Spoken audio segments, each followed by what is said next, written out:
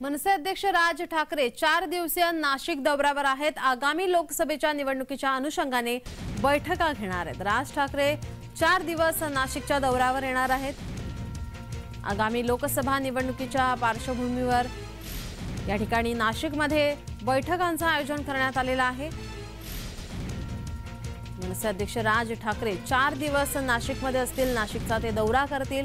आगामी लोकसभेच्या निवडणुकीच्या पार्श्वभूमीवरती नाशिकमध्ये बैठका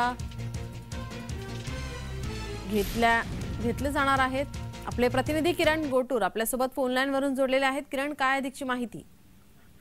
अनेक महिन्यानंतर खरं तर मनसे अध्यक्ष राज ठाकरे हे नाशिक दौऱ्यावरती आहेत आणि 1 फेब्रुवारीपासून ते 4 तारखेपर्यंत ते नाशिकमध्ये राहून आगामी ज्या लोकसभा निवडणुका आहेत खरं तर त्या संदर्भात बैठका घेणार असल्याची माहिती आहे।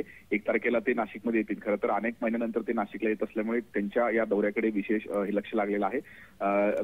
खरं तर राज ठाकरे नाशिकमध्ये आल्यानंतर काही संघटनात्मक बदल सुद्धा करतील अशाही पद्धतीचं माहिती मिळते आहे।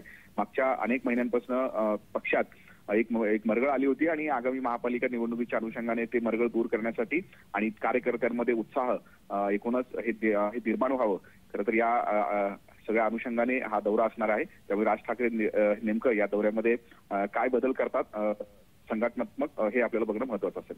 किरण, तुम्ही आमच्यासोबत असेच जोडलेले राहा।